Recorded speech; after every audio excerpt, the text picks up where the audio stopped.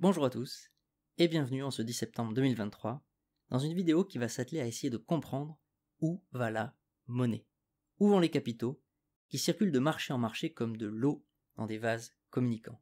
Pour réaliser ce suivi, nous utiliserons l'analyse graphique, et nous nous concentrerons sur l'action des prix. Car si nous bénéficions aujourd'hui de sources d'informations quasiment infinies, la confiance que les uns et les autres accordent à telle ou telle source est très variable. L'information donnée par les graphes et par l'action des prix est la même pour tous. Seule l'interprétation change, et je compte bien vous partager la mienne, dans un nouveau format qui s'adressera à tous, et si vous ne connaissez rien à l'analyse chartiste, ces vidéos vous seront accessibles. Cette source d'information peut présenter des pièges à court terme. Mais lorsque l'on prend du recul, et qu'on retire le bruit de marché, on arrive à dégager des tendances qui expriment clairement où vont les capitaux. À partir de là, une fois que l'on a posé le diagnostic, on peut émettre tout un tas d'hypothèses sans avoir peur de se tromper car personne ne connaît l'avenir. En tout cas pas moi. Spéculer au sens noble du terme. Observer ce qui se passe et essayer d'en déduire l'avenir. En cette rentrée de septembre 2023, nous verrons les principaux représentants des différentes classes d'actifs. Le SP500 pour le marché des actions, l'or et le pétrole US pour les matières premières, même si bien sûr, l'or peut également se classer parmi les monnaies qui seront représentées par le dollar US face à son panier de devises. On parle du dollar index. Bitcoin et Ethereum pour représenter la nouvelle classe d'actifs des crypto-monnaies. Et enfin, les obligations à 20 ans de l'État américain pour le marché obligataire. C'est parti.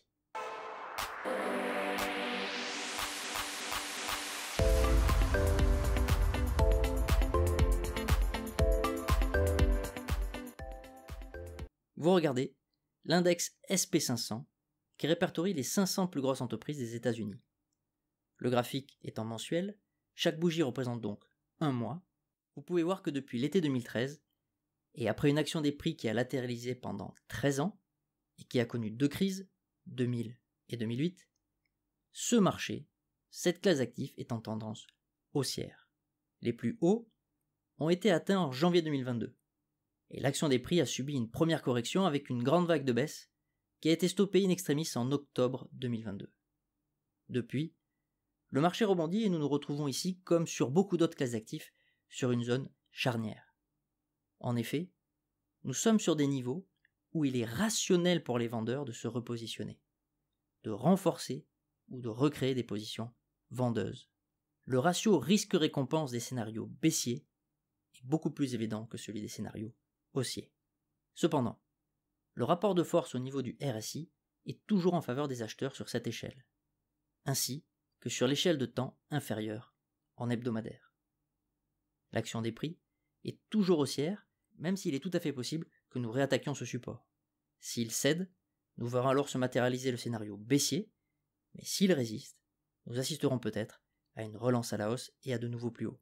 Ce support est donc le prochain grand défi des vendeurs, alors que les acheteurs ont pour challenge de ramener les prix sur les plus hauts et pourquoi pas de les dépasser et ainsi réaliser de nouveaux plus hauts, de nouveaux ATH, All-Time High. Passons à l'or. En mensuel, vous regardez son cours de 2009 à nos jours. Cela fait 3 ans que les prix latéralisent dans un très grand range, dont les plus hauts ont été retestés déjà 2 fois. Le RSI est sur sa zone d'équilibre. Cet actif est pour moi complètement neutre et attend les décisions des différents intervenants du marché, notamment concernant les taux de la Banque centrale. L'or est une très bonne assurance contre la dépréciation de nos monnaies fiat. Mais si les banques centrales maintiennent des taux d'intérêt élevés sur le marché obligataire, nous retrouverons un jour ou l'autre des taux réels positifs. Il sera donc plus intéressant pour les gestionnaires de posséder des obligations que de posséder de l'or.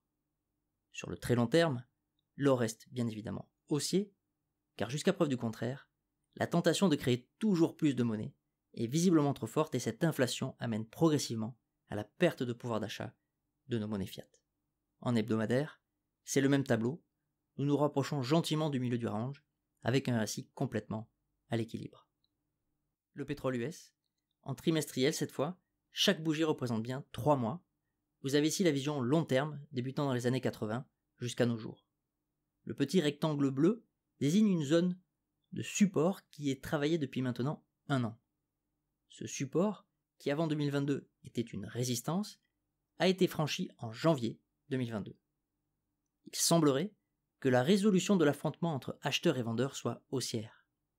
La clôture trimestrielle, cependant, n'est pas encore réalisée, même si, lorsque nous regardons dans les échelles de temps inférieures, que ce soit en mensuel ou en hebdomadaire, le prix est en train de confirmer une reprise de cette tendance à la hausse sur toutes ces temporalités. Cela sera très bénéfique pour les exportateurs d'énergie et beaucoup moins pour ceux qui ne font qu'en importer. En fonction de là où vous m'écoutez, je vous laisse déduire vous-même les conséquences pour votre portefeuille. Le dollar index exprime donc la force relative du dollar américain par rapport à son panier de devises. Nous sommes ici en trimestriel avec une vue très long terme. Remarquez que sur ces 60 dernières années, le dollar s'est progressivement déprécié par rapport aux autres devises. Il est donc en tendance baissière. Cependant, nous sommes peut-être au début d'un changement de tendance long terme, surtout si les prix cassent l'ancien sommet réalisé dans les années 2000 et dépassent les 121. Le RSI, à cette échelle de temps, est parfaitement contrôlé par les acheteurs. Allons voir, dans les échelles de temps inférieures, si nous pouvons trouver des signaux précoces. En mensuel, on voit que l'action des prix ainsi que l'action du RSI rebondissent sur des zones de support. Les acheteurs se sont donc manifestés et sont en train de repousser les prix à la hausse. Cet actif est donc également haussier à cette échelle de temps. En hebdomadaire, après une contraction des prix qui avait trouvé une résolution baissière et qui n'était finalement qu'une chasse à la liquidité, nous l'avions évoqué lors de ma dernière vidéo, il y a déjà 8 semaines, je n'étais pas en vacances, j'ai bien travaillé, mais je vous expliquerai tout ça lors d'une prochaine vidéo. Même à cette échelle de temps, nous avons donc eu également une confirmation haussière rendant très probable la poursuite vers le haut. Passons au Bitcoin, le roi des crypto-monnaies.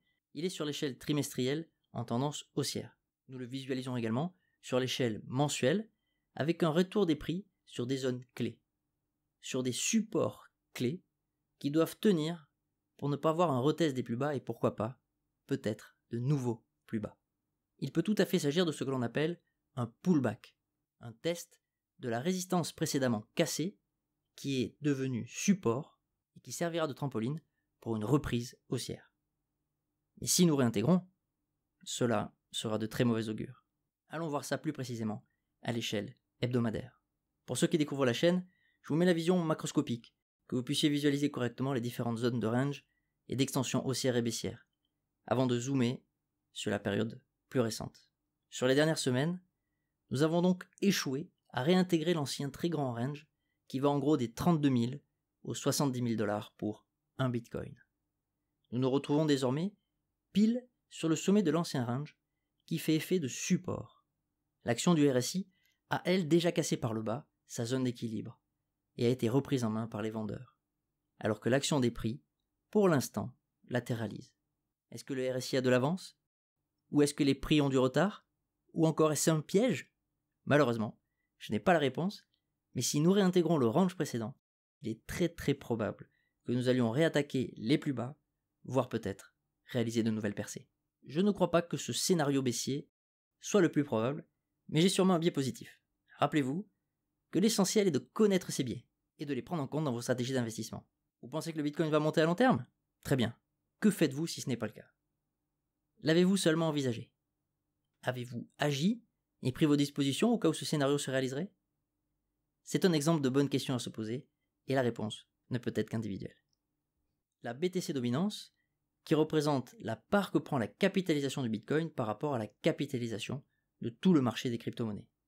Oui, aujourd'hui, le Bitcoin à lui seul représente quasiment 50% de tout le marché des cryptos.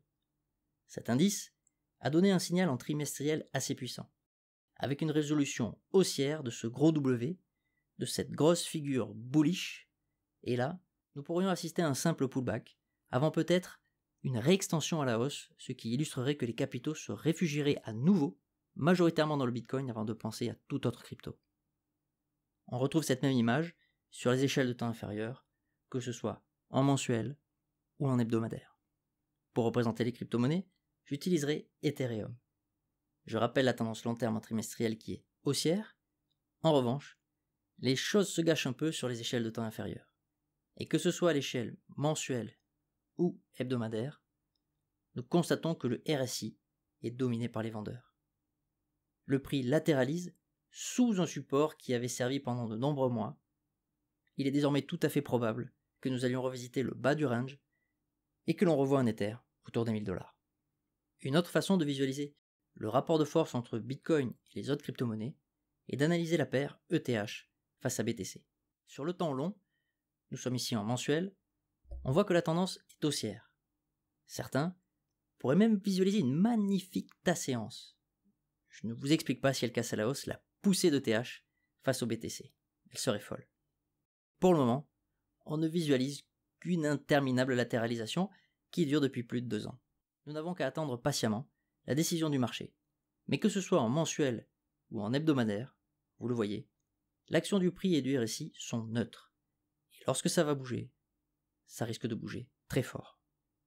J'ai également un biais positif sur cet actif. J'ajouterai donc que le petit biseau descendant que vous voyez casse le plus souvent à la hausse. Et comme d'habitude, ce ne sont que des probabilités et le marché fera bien ce qu'il voudra. Les obligations à 20 ans du Trésor américain.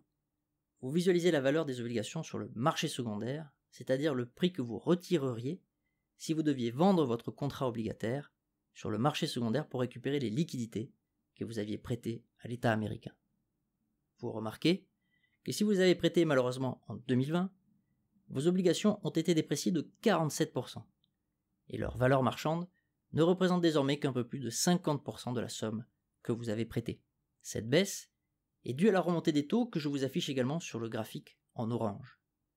Vous remarquez aussi que nous sommes sur une zone charnière. Comme je vous l'ai dit, beaucoup d'actifs en cette rentrée sont sur des zones clés.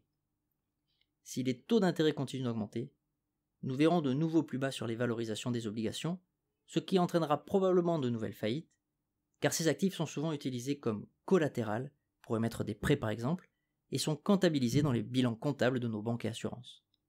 C'est notamment cette baisse de valorisation qui peut mettre en difficulté ces institutions. Pour faciliter le suivi, je vous propose un petit tableau météo. Nous pourrons le mettre à jour afin de suivre la valse des capitaux dans ces différents marchés. Il n'est évidemment pas exhaustif, le marché immobilier notamment est assez difficile à illustrer, surtout qu'il varie énormément d'une région du monde à l'autre. Par exemple, le marché immobilier est en baisse en Europe, alors qu'il est reparti à la hausse aux USA. J'espère que ce nouveau format vous aura plu. C'était Gabriel. Claquez le pouce, abonnez-vous, prenez soin de vous. À très vite.